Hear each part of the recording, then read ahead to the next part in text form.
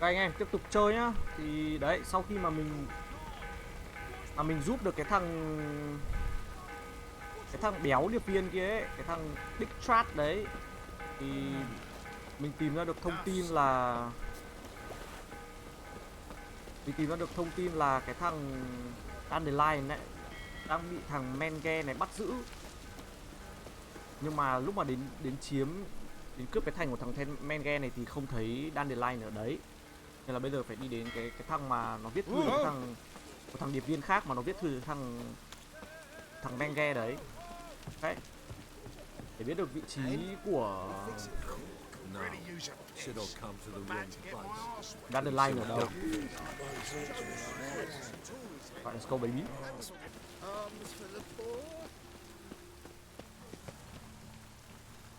Find the drop box in which you send click the holy tune then signal that you want to meet the spy. Mình phải tìm cái chỗ mà kiểu Must be the drop box. À đây, cái chỗ này đây. Gave the signal. Spies should show up in far corners before midnight.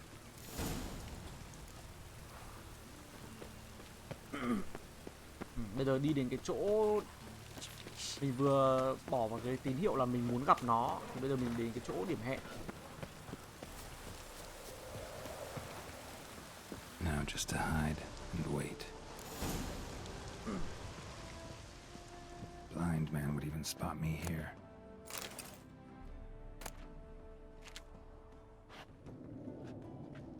Tìm một chỗ để nấp á.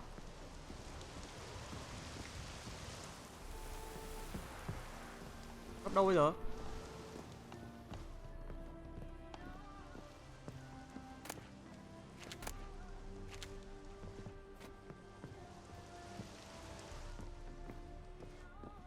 Nấp trong góc rồi đi. Wow.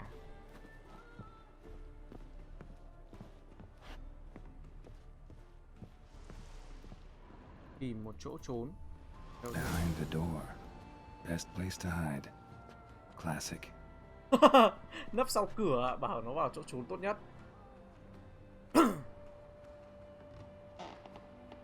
Take góc thử nhìn từ ba. Rồi. Phát đấy. Sợ chưa? Check rồi.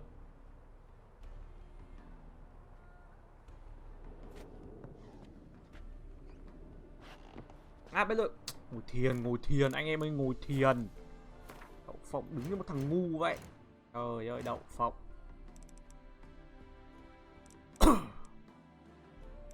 Tầm 12 giờ đêm.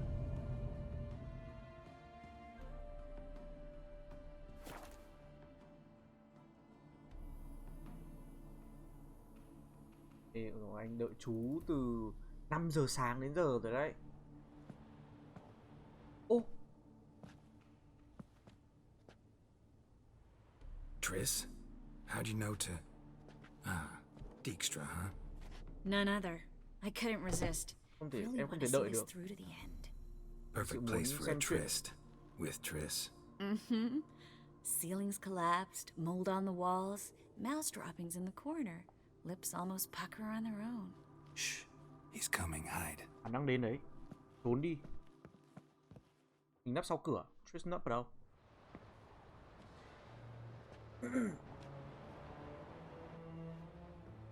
Menge. Anh có chết anh trai ơi. Indisposed. Very indisposed. I don't know who you are. Không biết các hai người là ai. Shit right up to your nostrils.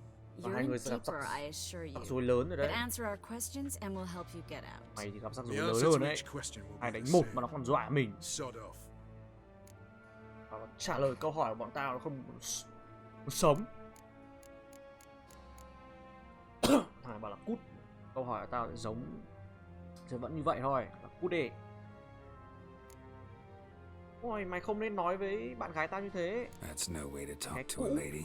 To a lady I never, but to a witch. Thằng này phân biệt chủng tộc bởi vì em là một phù thủy. Wouldn't recommend it though. Ôi.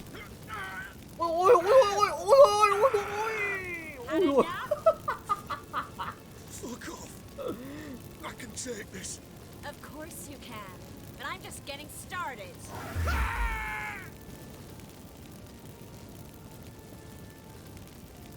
You must be thinking, this can't possibly hurt any worse. Oh, it can. Anh tưởng nó không đau hơn được á. Ui ôi, đau lắm, đau. Ui, đau chứ anh trai. Ôi ôi. So, Đau tê gonna cứng talk? người luôn. Dám muốn nói chuyện không? Yes! Just tell me what the fuck about! Mày làm việc cho ai? Pure curiosity. Who do you work for? For God's sake! No way! Không nói đâu. About that? À, thằng này làm việc cho vua Radovid. Radovid! Wow. I work for Radovid!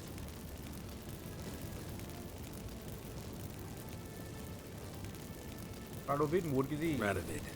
What did he hope to gain by helping Menge? Giúp Menge thì Seeks được to cái gì? clear the field before he arrives. Makes sense. Easier to take a city whose mages are gone. Bastard. He'll pay for this. À, nó dùng thằng Menge để mà giết hết tất cả bọn phù thủy ở trong thành phố này trước khi mà nó tấn công vào thành. Tao đang tìm Where'd Menge hide Siki Reuven's treasure? kho báu của I'm Siki, the clue. của cái thằng You béo kia. realize one word and you'll have to repeat again. Yeah, and yeah, I'll still say I don't know a thing. Does that make you think? Think he's telling the truth? Anh nghĩ là hắn biết đấy, Looks like hắn nói it. thật đấy. Vẻ thằng này không biết về kho báu của cái thằng Siki kia, thằng béo ấy, thằng Dick We're Strat ấy. looking for Dandelion. We know Menge captured him. Đấy, bây giờ hỏi nó về Dandelion. Right. That's what this is all about. Chuyện này là về cái A thằng đấy hả? fucking minstrel. You might have said so from the start. Nó nói như You thế bloody từ đầu. started mucking my mind with magic. I can't believe it. For a miserable sap like that. Thằng khốn như thế mà. Nói Get chanh to the mạnh point. hắn lên. Dandelion is on Temple Isle, in the dungeon beneath the shrine. Menge's planning to execute him in Oxenfurt. Positively spectacular. Afraid you'll have to À, call định off the cho thằng show. kia tử hình. How can we free Dandelion? Làm thế nào để giải Those who thoát được leave Dandelion? Temple Isle do so only on Menge's orders. Issued in person. Damn it. We'll find a way. I have an idea. Tell you later.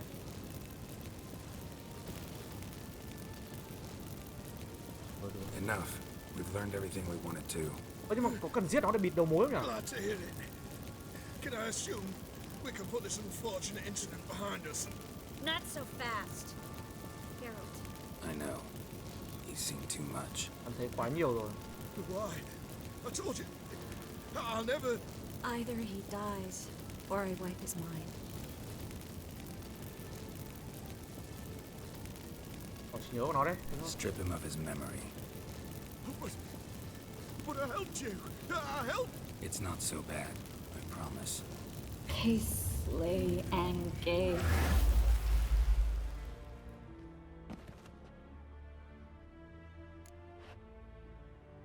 Triss, em ổn chứ? How do you feel? Base. Cruel. Vile. I Tàn could nhẫn. go on. But I need to get out of here. Cần phải Now. rời khỏi đây, Go home. về Bathe. nhà và tắm rửa. And drink myself to oblivion. Anh tắm trụ, anh cũng cần tắm rửa. Đấy, anh cũng muốn đưa em về Walk nhà. you home? Not today, Geralt. Không phải không? Not Được rồi. today. But there is Được one rồi. other thing I wanted to talk about. So, mind coming by later? Menge's dead, true, but that hardly marks the end of my troubles. Em này vẫn có một vấn đề mà muốn nói chuyện với mình. Mặc dù là thằng Menge đấy chết rồi nhưng mà giải quyết được hết vấn đề của em. Và vẫn có người đi săn bọn phù thủy mà. Said you had an idea about freeing Dandelion. Yes. Em có cách nào để mà We know giải he's thoát on cho the Dandelion? island. And he'll stay there until Menge orders him transferred to Oxenfurt, right? Mm-hmm. Problem is, Menge's dead. So, Nếu mà không có No lệnh của one Menge else thì knows that. He could have escaped sẽ the không rời fire. đi. He could reappear. Him or someone very, very similar. em này muốn tìm thằng Doppler. Doppler đấy, biết ngay Your mà, old để friend biến Dudu thành cái thằng Barberville kia. impersonated the halfling merchant. Dandelion claimed he seemed more real than the original. So much so, Vivaldi gave him a loan of several thousand crowns without batting an eye. Yeah, except Dudu's in hiding right now. Priscilla might know something though. Fingers Bây giờ crossed. đi gặp em Priscilla tiếp tục. Ôi, nhiều gái xinh quá. Những nhiệm vụ này toàn đi gặp gái xinh không à? Bạn nhãn thực sự.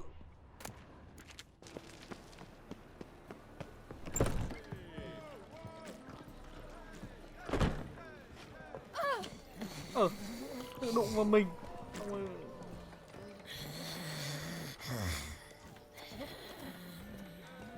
Time for a change of scenery.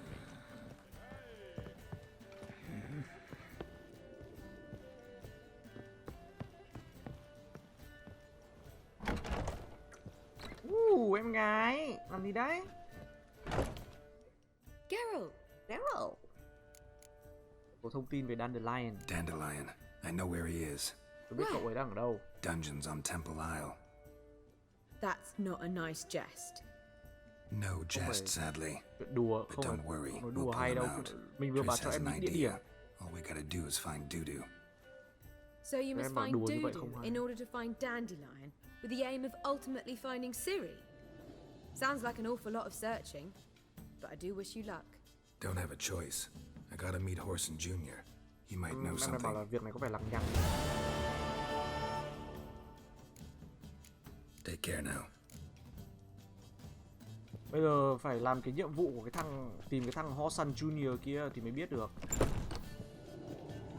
Back again, Rivian. Mà trước khi đi gặp thì mình sẽ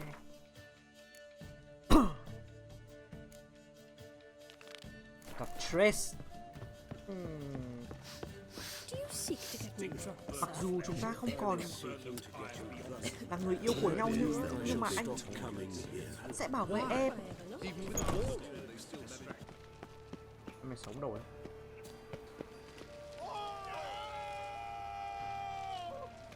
Fuck!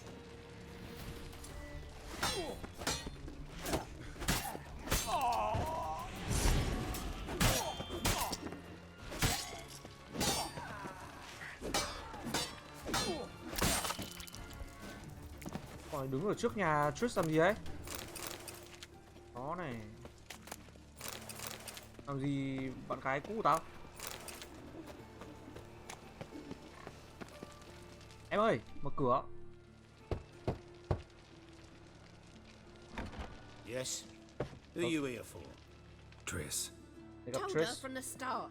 No men, no pets. 'Tis a decent house for decent folk. Don't worry, won't stay long. Bảo cô ấy từ đầu rồi là không được cho đàn ông vào trong nhà. Em nó xinh như thế mà bà ấy, em nó xinh như thế bà cấm không có đàn ông đến. Triss đang ở thuê ở trên này.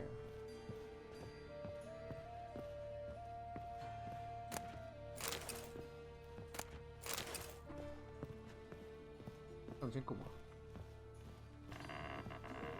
Nhà này nghiêng thế à? Geralt, I've got a problem. Can we talk? Anh biết là em có vấn đề nên anh mới đến mà. Yes, Geralt? Còn giữ cái Rose of Remembrance. See, you kept the rose of remembrance I gave you in Anh đã Flotsam. tặng ở em ở Flotsam. Seems so long ago. Probably because so much has changed. So, sentimental value. That why you kept it? Partly, though more as a warning. Nó là một lời cảnh báo á, tại sao? Em đến Novigrad lâu Been in chưa? Novigrad long? Long enough to know how not to get caught Đủ and lâu để survive. mà biết cách And tồn before you tại. came here, where were you? Em đến đây thì em ở đâu? Places where I managed to get by without your help too. Which doesn't mean I'm not happy to see you. What's you happy to see? Feel all right? Em cảm thấy ổn không? So. 50-50. Why do you ask? Sao anh lại hỏi?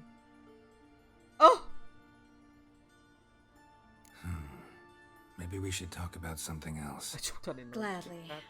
I was about to ask the same.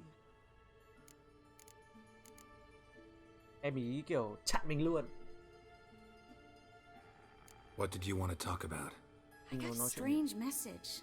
I don't quite know what Em to có mấy lá think. thư lạ, em Who was không it biết from? nghĩ Ingrid thế nào, Vegelbud's nó đến từ servant. đâu. Đến từ Apparently, thằng Lady Ingrid Vegelbud's prepared Ingrid to donate a Vegelbud. tidy sum. She wants to help mages escape from Novigrad. Bà này muốn Guessing this wouldn't giúp be a phù thủy selfless act of charity. thoát khỏi You Novigrad. guess right. And that's my problem. Vegelbud needs a favor from me. No Cần details sự in the giúp đỡ letter, từ em. unfortunately. I'm supposed to meet the Không biết ở servant at trong the fish market. trong Says he thư. needs to explain everything face to face, but these days I can't be sure meeting him's a good idea. Đúng rồi, em này em không tin là có nên đi gặp cái bà. Em này không tin là không muốn gặp cái bà đấy. Thì không, bây giờ không biết tin ai mà, tại vì chúng nó đang săn lùng phù thủy đấy. Để anh giúp em. Don't like this at all, but you seem determined. Not about to let you deal with it alone. Rồi anh sẽ không Thank để you. em. The servant. How are you Làm việc supposed to một mình. contact him? Said I'd recognize him. He'll be in a Em blue sẽ nhận tunic, ra. have a load of keys strapped to his belt. I'm supposed to ask him about the Có rất là price for nhiều his trap. khóa ở trong quanh cái. Kia là cái gì? Cái bẹo ấy. Bạn nào biết tiếng Việt là gì comment cho mình ở phía dưới. Thông cảm mình hơi ngu. Sorry.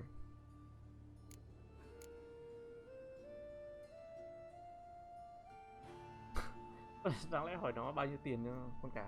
Whose idea you think this was? The servants or Em nghĩ đây là Vegelbud's? ý tưởng của ai. My bet's on Ingrid. Highborn damsels have a lot more time than their servants to read adventure novels.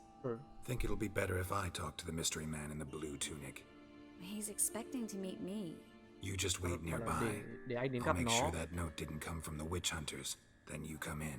Mà cái đến là gặp em mà, Fine, nhưng mà let's mình meet bảo là there. anh đến để gặp chắc chắn là không có đứa nào đến, kiểu bọn thợ săn nào đến săn em.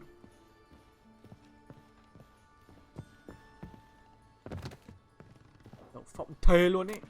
Có chuyện kinh khủng luôn ấy. Nhà này nó nghiêng.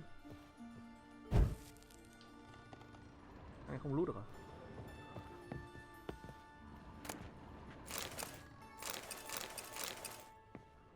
Đấy.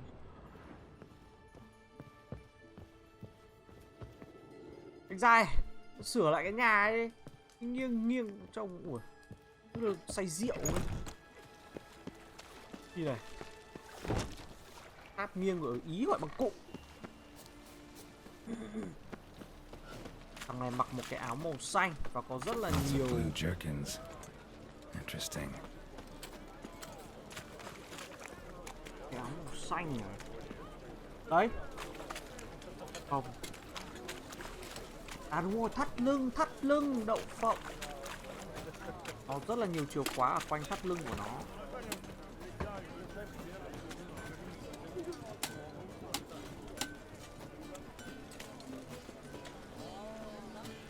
Thằng này à?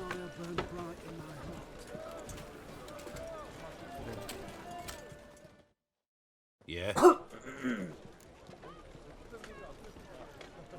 Know where I can get the best price on trout? Perhaps. But it wasn't you I was to meet, sir. Want to talk to the letter's recipient, I gotta be present. Caution would advise. Caution's advising you not to argue right now. Trust me. Rồi tìm đâu Seems đây? I've got no choice. Come with me. Đi với tôi. This way. It's not far. Cho em uống ngụm nước đã.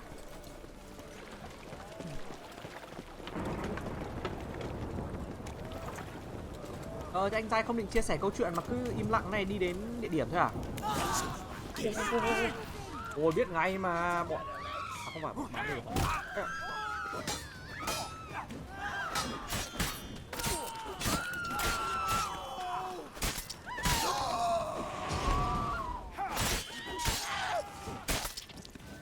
Thank you. Let's go. Không. Cái lồng nữa. What did they want from you? I've Họ no muốn clue. gì từ anh? First time I've laid eyes on them. Không biết được. Maybe. Đây là lần đầu tiên tôi thấy họ. Recently someone's been trying to question our messengers about the young count. Hold on. Where's Miss Marigold? Triss đâu? You was to come alone, miss. Có lẽ cô phải If đến một not mình. for him, that trio would have dragged you in for questioning. The tall one was Valdo Murris, works Nếu for the không witch phải hunters. vì Aye, you're Mình surely thì thằng kia right, đã miss. bị- thằng này đã bị đánh rồi. It just weren't what I expected since Lady Vegelbud. Anh là ai? Now that we're past the initial courtesies, maybe you can tell us who you are. Lady Vegelbud's valet. I meant you no offence, sir. Why wouldn't Lady Vegelbud meet with me personally? Tại sao Lady She was Vegelbud không afraid they'd follow her. Been a nervous wreck. không gặp tôi kiểu mặt với mặt ấy? Cô ấy sợ là họ sẽ theo cô ấy. Ai? So what's this about? Cái chuyện này là Be về cái straight. gì? Lady Nhanh lên. Vegelbud's son. He's the problem. Con trai Master của Albert's taken an interest in của alchemy. Vegelbud là vấn Temple đề. guards gotten wind. Wouldn't worry about the guard, but since the mage hunters tried to grab you, I'd say Albert's in serious trouble. Aye. Albert đang gặp vấn Lady đề rất là lớn. Vegelbud bought off the guardsmen, but since the hunters pay for every mage revealed to them, Guardsmen took a bribe from the frightened family, then whispered a word to the hunters anyway. Làm thế nào mà anh How'd tìm được Ingrid Triss? Vegelbud know to Đúng rồi. contact Triss? That Triss was the right person. we learned Miss Marigold had helped Myra Base disappear once the witch hunters were Tại onto vì em her. này đã giúp cho Myra Mira provided Base Lady Ingrid with thoát. magical assistance on a few occasions with Milady's afflictions. Makes sense. Myra mentioned treating a highborn lady to me once. Mira có nói là đã giúp đỡ một người phụ nữ quý tộc.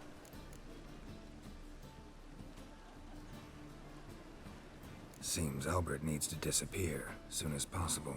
I can arrange that. Think young Vegelbud can slip out of the house unnoticed? Tain't Là that simple, Vegelbud có thể sadly. trốn ra Master khỏi Albert's in nhà. hiding at the Không ai phát hiện ra Vegelbud's chứ. country estate. Lady Ingrid's got the notion she can get him out quietly. Wants to throw a lavish masquerade ball. Am I supposed to attend? Help him escape? Aye, will not manage without you, miss. Lady Vegelbud fears the help's being watched.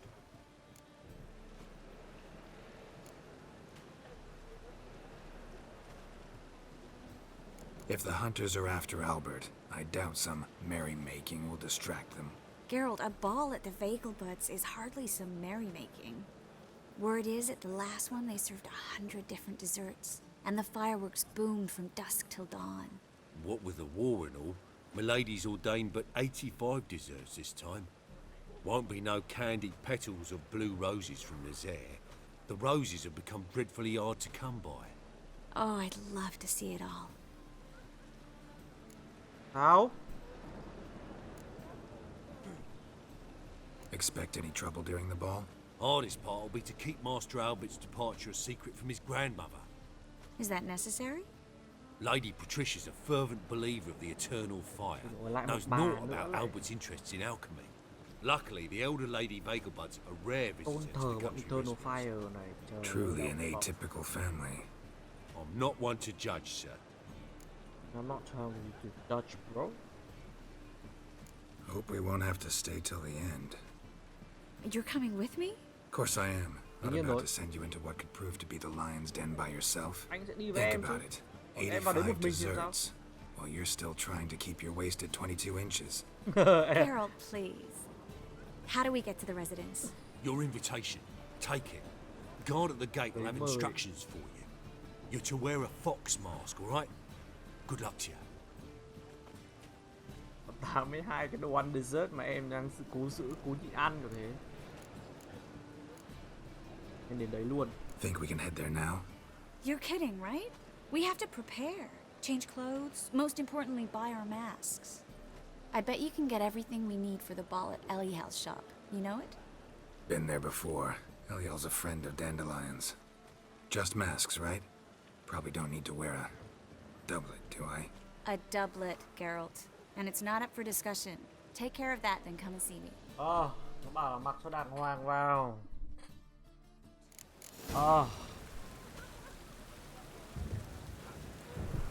Em bảo là đừng có cãi em ý.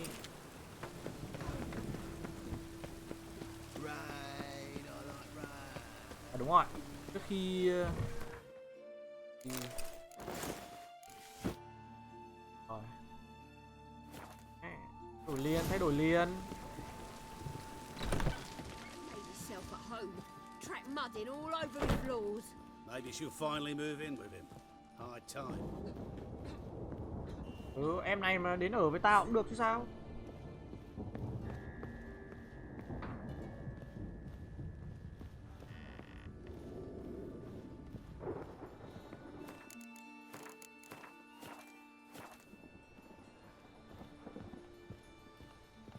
Ôi, đẹp quá. so beautiful. Oh my. Certainly took my request to heart. Mean you weren't being serious? Still got time to change. Don't you dare. Đùa You thế à? look great. You get everything? Em này bảo là anh phải mặc cái bộ này, cái bộ mình mới mua này. Thế là mình mới mua xong thì em bảo là ôi không ngờ là anh ấy nghe lời em đến thế. Anh lúc nào chẳng nghe lời em. Học được. Tiếp tục thêm thông tin về Albert không? Well, almost none of the mages have heard of him. An amateur, I guess. So why the interest? Temple guards first, then hunters? He's easy prey, and that's exactly why we should help him.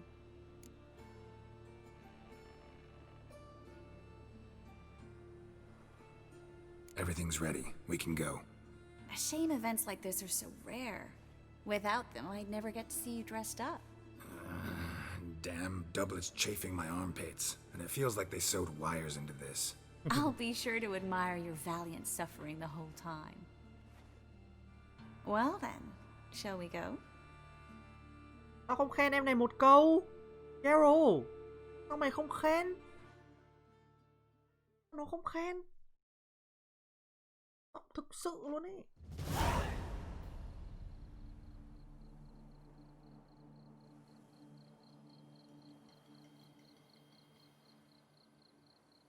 Greetings, my lord, my Đây lady. đến buổi tiệc We're của Lady chúng ta đây. Ingrid Vegelbud's guests. Your invitation, please. Để mời đâu? All's in order. You'll find Lady Vegelbud in the estate's yard. Look for the parrot mask. One more thing. Leave your swords here, please. Bỏ kiếm ở đây.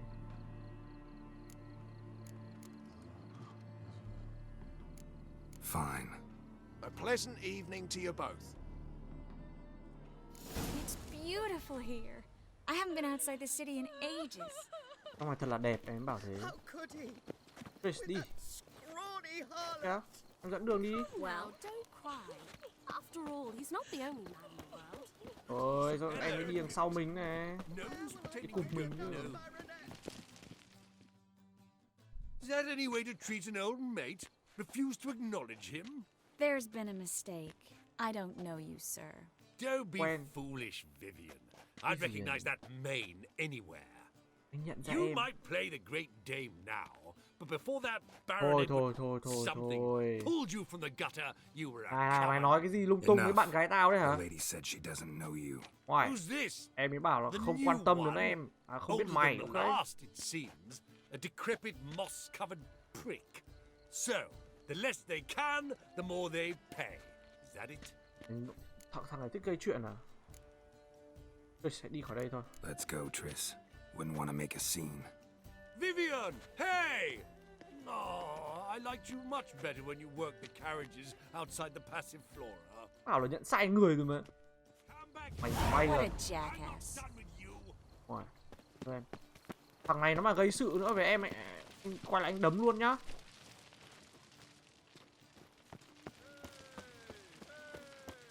Late for supper again. I'm a Wow. kraken. Moritz, what are you doing here? Morris, anh đang làm gì ở đây? Little Miss Marigold. Well, well. And I was led to believe this would be an elegant affair. Yes, I missed you too. But can we put that aside for now? Do you have a way out of Novigrad? Anh có biết đường You thoát can khỏi join us if Novigrad you không? want. Anh có thể tham gia với chúng tôi nếu muốn. Chúng ta không ở đây vì việc này. Triss, not what we're here for. No, it's exactly why we're here. Well, Chắc là vì sao Moritz, chúng ta ở đây? Join you? And just who would I join? your friends, among others. Once we've all gathered, I'll lead you. Rồi chúng ta You tụ will lead. tập tất cả thì Forgive me, Marigold, but that is like Tôi sẽ allowing dẫn dắt. myself to be led by a lame duck. Farewell. thằng nào cũng nói. Anh không thích thằng đấy. Didn't like that guy. Why'd you insist on talking to him? Sao em He's cố an nói old chuyện, friend. bắt chuyện với nó? His name's Moritz Diefenthal. Tell you the story later. Bạn cũ của em này. Nó nói láo với em thế cơ mà. Không quan tâm đến nó làm gì. Well. Oh, let's look around. Anh thấy anh không nhìn gì cả. Excuse me a moment. Miss? Yes, it's me. The trout buyer? Người mua cá đây. Oh, yes, of course. Please excuse the precautions, but perhaps we could speak somewhere in private. Cần vào chỗ riêng tư hơn để nói chuyện.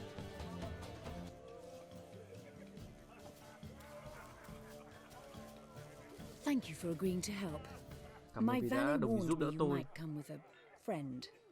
I'd prefer as few as possible knew of Albert's flight. But if you trust this man... Like no one else.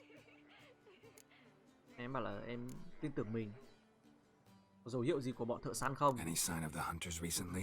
Since they attacked my servant at the market, none. All has been quiet. But I bribed a man of Sau the cái vụ temple tấn công guard. cái thằng mà He mình vừa gặp claims ấy there's thì more and more không talk of có Albert in dấu the hiệu nào cả. ranks. How did the guardsmen learn about your son's interests to begin with? Unfortunately, I cannot be sure Albert himself was not the source, merely boasting about an experiment. He's careless that way. Là Like một his pháp father, sư. a kind man một but a người- dimwit, devoured by an Aracus. I don't know if you've heard. Yeah. Must have traveled far and wide. Hardly. He attempted to breed them. Perhaps I should be pleased Albert adopted alchemy as his hobby, a safe one, relatively speaking, until recently, that is. Thằng con trai bà này là kiểu sáng chế ra một cái, cũng là một cái chất, một cái potion gì đấy, thế là đi khoe với người nào, thế là bị bọn nó nói lại với cả bọn thợ săn. Thì cái bọn thợ trong thành phố là nó không muốn liên quan gì đến kiểu gọi là phép thuật mà, nên làm như thế là làm phải điều cấm kỵ rồi, thế là muốn giết. Let's get Albert. Where is he? Albert đang ở đâu? Entertaining the guests. He's Nói always chuyện been với- an outsized presence at đang my tiếp khách. receptions. I preferred not to arouse any suspicions. When can we take him away? We shall have to wait until the guests have imbibed enough to notice only the goblet-laden trays. Don't fret, it won't be long. Nói chung là phải đợi đến lúc mà khách bớt đi. Albert vẫn chưa sẵn sàng à? Is your son ready to go? We'll have to act quickly. Yes, I've seen to everything. Where will you take him? Hai người You're sẽ better dẫn- off not knowing any details. Ờ, You'll be cậu ấy safe, đến đâu? I promise. But Please, trust me. It's not the first time I've done this. Thế không phải lần đầu I tiên là know. em này giúp một người đã trốn Thank thoát you. khỏi Novigrad. Thế là bảo bà này tin đi, bà ấy không cần biết là mình đưa thằng kia đến đâu. Làm thế nào để chúng tôi nhận ra How will cậu we ấy? recognize him? he's donned a panther mask. He knew you were due to come for him. Seemed rather excited, ironically. I'm afraid he's not fully comprehended the danger he faces. As I said, he's not terribly bright. Don't worry about that. Phải He'll không fit thông minh right in lắm. with a good Nói number với of the other con mages. trai như thế. Geralt! Let's go find him. I shall await word from you. Mặt nạ con báo. Và có vẻ nó rất vui khi mà biết được tin là mình đang đến Let's look for Albert. đang đến gặp nó, đến giúp nó chứ nhầm.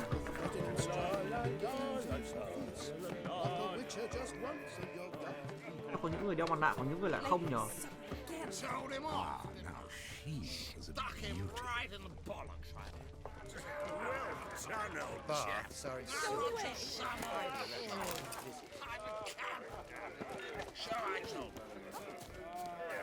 My husband's a supervisor by trade.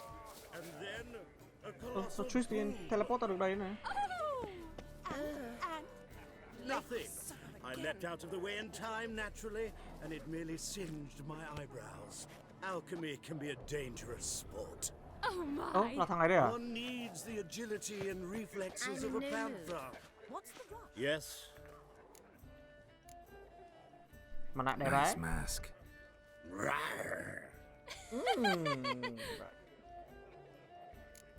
Anh là Albert à?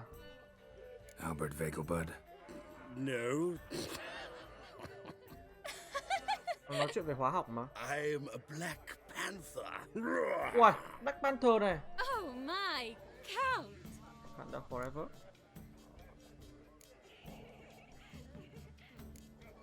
Mẹ cậu cử chúng tôi Your đến đây. mom sent us, Mr. Panther. Oh, so you are.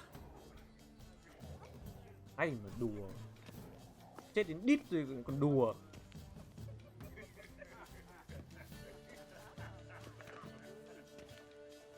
Yes, When can we leave the estate? Đến khi nào chúng hai Mama có said thể it rời would đi be được? best to wait until everyone's drunk. Besides, there'll be fireworks later, a jolly good distraction. Lúc Once mà bắn they've pháo hoa thì begun, I shall slip rời away, đi. saunter into the garden.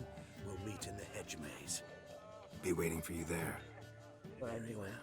But first, you absolutely must try the Fiorano Rosé. Absolutely. Mọi người say rượu hết đã, với cả lúc mà bắn pháo hoa thì Hope Albert mất hasn't cảnh giác, forgotten the không reason để for ý this đến whole nó. get together. Đi ra. Wanna wait in the garden? I saw a nice spot there earlier. Ôi, bây giờ được đi hẹn hò với em Triss này.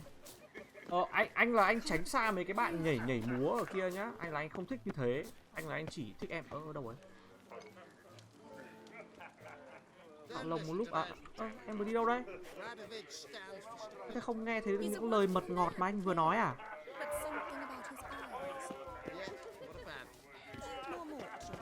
Thực sự.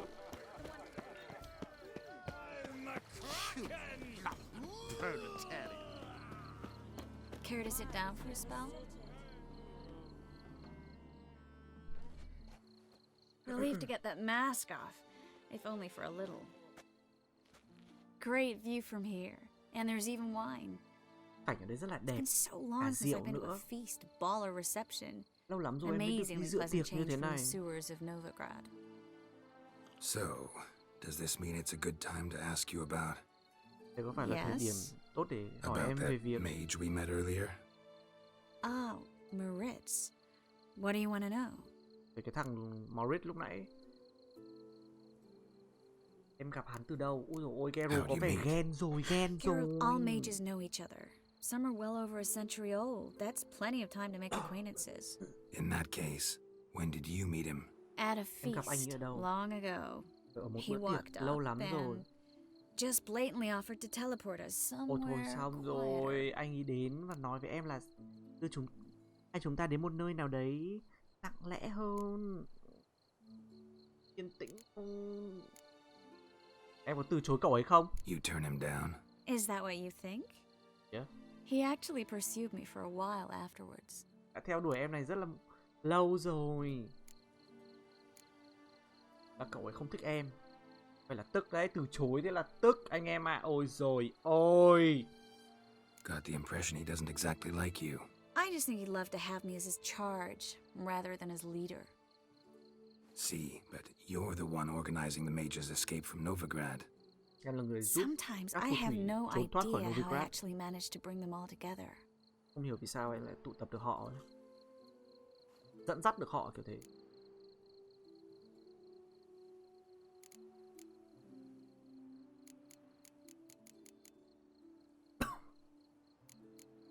Personal charm. Personal charm.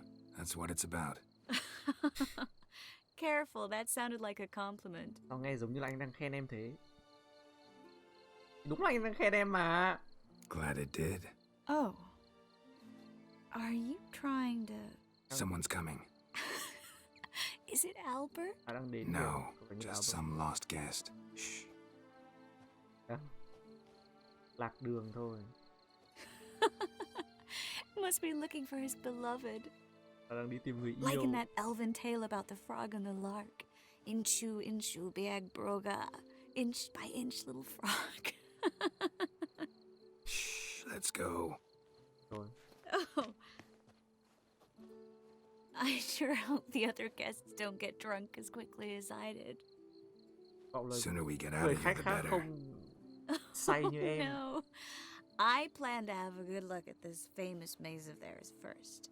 I hear the statues there are completely, entirely Entirely what? nude. Em biết là mấy cái Come bức on, tượng ở đấy Geralt. Triss, wait. Geralt, đều coming? xong rồi. Em này say rồi, bỏ mẹ. Triss, đừng có làm gì ngu ngốc.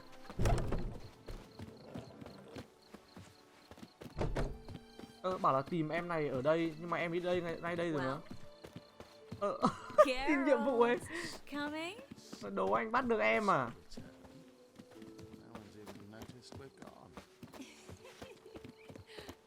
Thằng cái cù gì trong đấy đấy?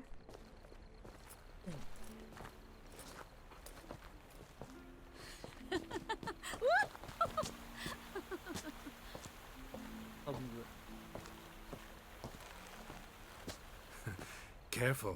Bạn đấy. Ô. Úi giời.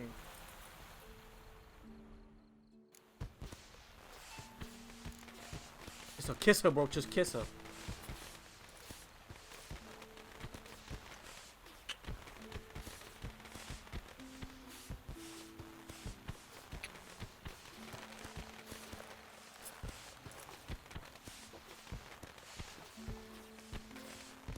Miss Marigold, at last. So sorry we are forced to meet under such incredibly inopportune circumstances. You can say that again. But I'm sure we'll make up for it another time. I absolutely must show you my alchemical formulae. Anyone follow you? I don't believe so. Just in case, you two switch masks. Hai người đổi. We'll go first. Garrett will follow right after. Saddled horses await in the stables. Good. Meet you there. Thế đi lấy ngựa. 15 phút sau là sao?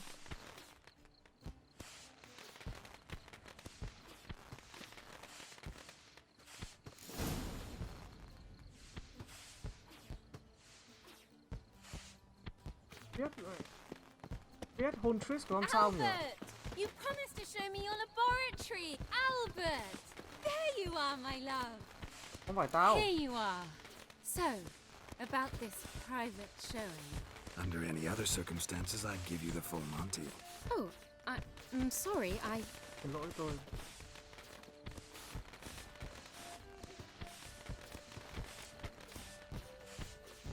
Em thề không phải em. Không phải em, anh nhầm người rồi. Không anh nhầm người rồi, để em tháo mặt nạ ra cho các anh xem.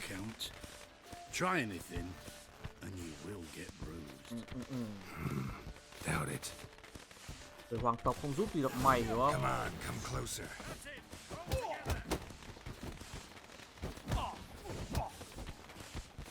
Ấy.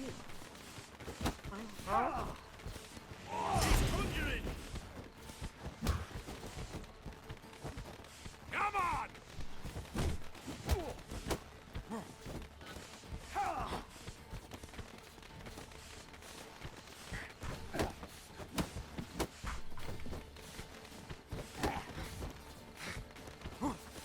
You're fucking dead, Rick.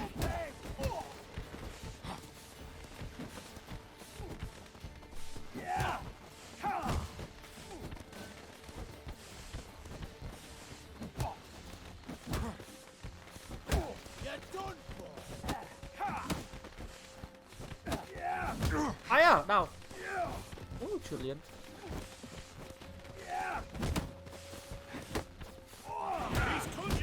Ai à, đau. Ai à. Where do you come from? Get it from the left!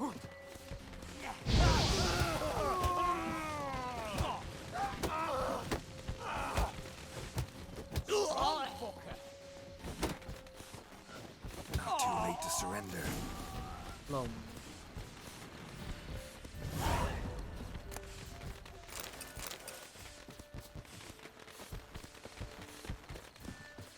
Không biết lúc này hôn Triss có thay đổi cái chỉ gì không? Đây đừng đây. Ơ. Đừng ra đâu.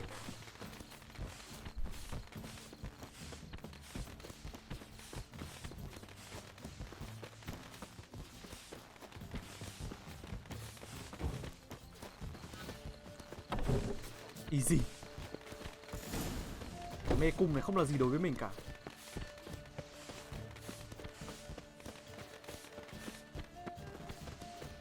Tao không ăn được. Vào chuồng ngựa tìm hai đứa này. Ơ, sao ai nữa kia? Oh, I've begun to worry.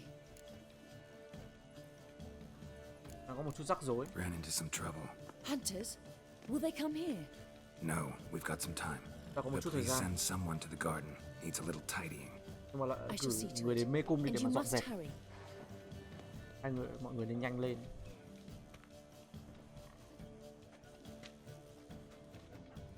Everything set? Yes. Tôi đã ổn chưa? Got your swords back from the guard, and Ingrid gave me the coin. It's more than I expected. Stunningly more, frankly.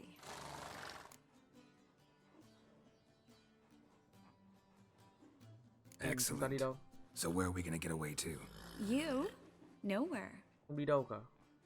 What happened at the fountain? Xảy ra ở cái It was thác my nước. fault. I know. The wine Lỗi went của straight em. to my head. I'm sorry. Em hơi sai. Triss, don't apologize. Triss, em không cần xin lỗi đâu. Đúng tôi. Em xin lỗi. Miss Marigold. We need to go. I know. Be careful. Em hãy cẩn thận nhá. Trời ơi. Để em yêu đi này có ổn không vậy?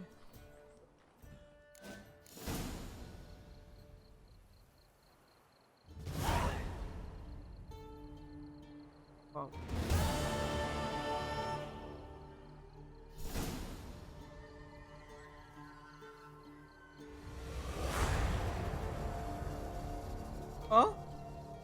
Không collect ammo được á?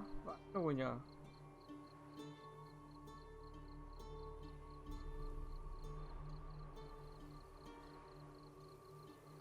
Đây, thế là xong hết một quest nữa rồi nhá. Có gì thì thực sự là cảm ơn bạn nào có xem, thực sự là mình cảm ơn bạn rất là nhiều. Thì mình sẽ cắt ra xong mình chơi tiếp. Tại vì bây giờ mình recording của mình cũng lên đến tận 1 tiếng hơn rồi. Ok. Gặp lại các bạn sau video sau, ok. Bye bye.